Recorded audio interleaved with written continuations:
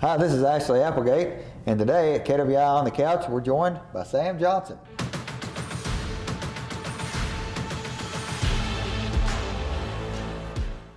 Sam, when did you graduate KWI?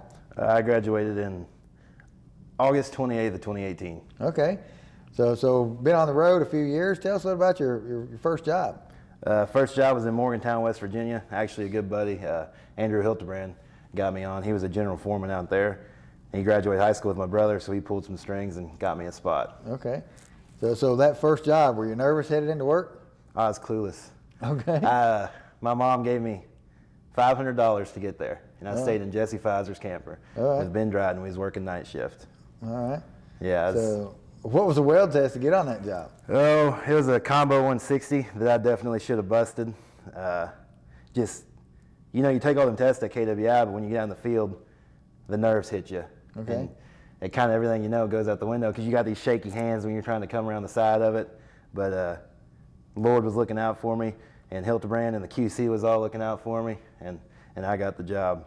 All right. So you said all those tests at KWI. How many certifications did you graduate with? I got all 3 monsters and a Schedule 10 stainless. Okay. So you graduated with a big pocket full of certifications and credentials coming out of KWI.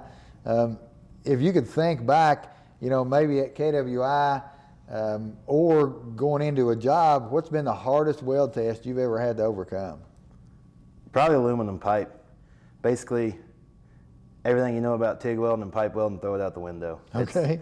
Nothing's the same. It ain't like welding aluminum plate. That's a whole different monster. All right. So that's pretty challenging. Yeah, it wasn't easy. Yeah. Like you'll be coming up the side, and you'll be dabbing wire and working the foot pedal, and your root will look like it's going in, and you may be at top dead center, and they'll be putting a little ball down in the root a quarter of the way down the pipe, and you wouldn't even know it. Okay.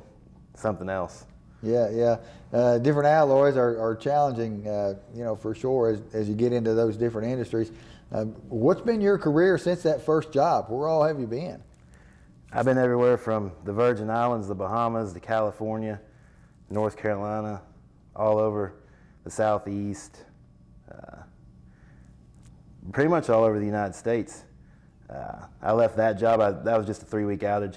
Left there and the QC actually hooked me up. It's actually cool. Every job I've ever got, minus one job that I found on Facebook, I can trace all the way back to my first job just by getting phone numbers and making connections. Yeah. It was you meet a buddy here, he gives you a phone number for this job, and so on and so forth. Yeah, so it's kind of like work bleeds into more work, and you got good work ethic, you make those connections, and they want good hands on the next job. But hey, that Bahamas thing sounded pretty cool. How much welding did you do down there?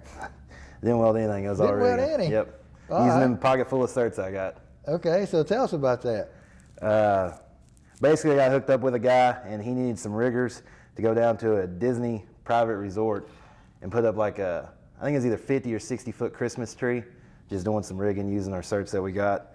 And I grabbed 3 of my good friends because we was going to be hanging out on the beach for a week. Okay. And we went down there, and it was actually right after one of them hurricanes hit, and it destroyed the runway. So they flew us down to Orlando and put us on a cruise ship and cruised us in. And from the moment we got on the plane, it was paying $450 a day, and it took 7 days total. Okay, so you didn't even have to put on a hood. Nope. But you got the job because KWI offers those industry certifications like the CCO rigger and signal certifications. Yep, and people like Disney, they're all about safety because it's such a public eye. If someone gets hurt at Disney, then it's going to make the news. So them certs really count for working for real big names like that. Right. So when you travel most of the time, outside of your offshore work, do you drag a camper or do you hotel up? Yeah, after my 3rd job, I bought a camper. And, a guy explained it to me like this. I don't really know how exactly to put it into words, but I was in North Carolina for 9 months, and I was paying $409 a week for a motel.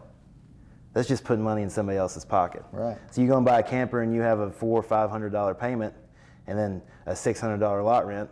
That goes from being $1,600 a month paying for the motel to $1,100 a month. That extra money you can put in your pocket, you can invest it, you can use it to make a truck payment to pull the camper around. And when it got put to me in terms like that, there was nothing I could do but buy a camper. Right. So your advice to someone getting in the road, maybe work a job, make sure they like it, make sure they like traveling, and then go for that camper? Yeah, I would say that. There's a thing with welders where it's all about who's got the nicest truck or who's got the For nicest sure. camper, and who's doing that and who's working the coolest job. But the biggest thing is don't get caught up in it. You know, a 20-foot bumper pull will do the same thing as that Keystone, Montana that's $80,000, $100,000. So just don't get caught up in that. Yeah, so it sounds like you got to make the right choice along the way. You know, I'm sure you've had some mentors along the way and some different things. You know, looking back at maybe KWI, what one thing maybe stood out about your instructors there that sort of changed your life a little bit? They was good. They was good at what they did. They was good people, and So the work ethic or the weld skill, or well, all of it in general, it was all wrapped up. And I'd been around good work ethic. You know, my dad, he's got a real good work ethic. But just going from welding in the high school shop to seeing these boys, you know, put a TIG cap on a piece of pipe and seeing how good it was, it really sets the standard for what you need to be a good hand in this industry. You can't just be lazy about your work or sloppy, because that's what all it is. It's all about your work. If you're doing good work and you're working hard, people will call you back. You don't have to know what you're doing. As long as you're there every day and as long as you're working hard, you'll get a call back for the next job. Yeah, so you mentioned welding in high school. So did you graduate high school and come directly into KWI? No, I actually tried to go to college first. I went to the University of Kentucky. Okay, well that's pretty awesome. Hey, I'm a big Blue fan, but college isn't for everyone. Tell us why you made that transition from college into the trade school at KWI. Yeah, so in high school I did the deal, did everything you're supposed to do. I think it was like a 3.8, 3.9 GPA. I was class president, regional FFA officer, football team captain. And the entire time it got screaming in my ear, even from my parents, you got to go to college if you're going to be successful. You got to go to college. And I went to UK, and I remember my first day, I sat down in class. I was wearing boots, Wranglers, and a Carhartt t-shirt.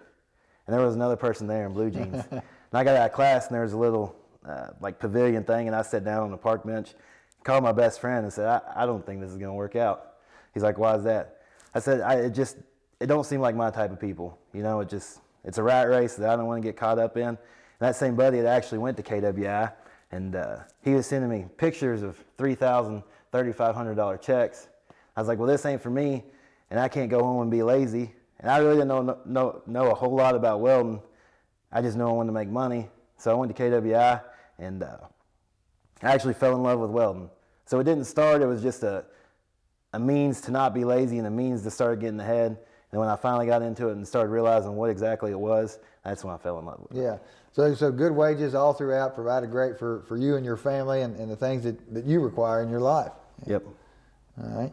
So I think education is important, you know, no matter if you're going to choose college, because college isn't for everyone, and you're a prime example of that. You know, if you were talking to someone who's on the fence, you know, am I going to go to college or am I going to go to a trade school like KWI? Well, what's your advice to that person?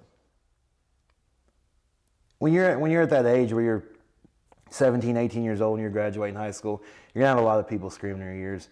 And a lot of people you might not want screaming in your ear. You'll have counselors, you'll have teachers, you'll have parents, you'll have grandparents, girlfriends, boyfriends, all different kinds of stuff. But really, you got to sit down and think about what you want. If you want to go and get a 4-year degree and get a regular old job, then that's fine with you, then do it. But if you want to go on an adventure and you want to have fun, and you want to make lots of money, see the world, do the things that a lot of other people can't do. Because that's the thing, people think it's all 7/12s, but they don't realize I still make $100,000 and I work 8 months out of the year. I get 4 months, go hunt, fish, do whatever I want. So I'd say it's all about what you want. Just don't listen to the outside influences and do what your heart tells you to do. Okay. So you mentioned 100,000. Sometimes I hear it's a myth. Is that 100,000 since you've graduated, or what do you mean there? So August 28th is when I graduated. I want to say September the 9th is when I hired in on my first job. So from September 9th to September 9th the following year, I made, I want to say 110,000, and that was that 3-4 years ago. Every year since I made 100,000. Right. All right, so your hood hangs on the 100K wall at KWI, honoring students who've made 100,000 in that first 12 months since graduation, and that's huge. That's life-changing money. You know, you got to be smart with that money. You got to do the right thing. You know, you take some young kid who's just graduated KWI and they got this first job and they're bringing home that $3,500 paycheck. What's your advice to that person?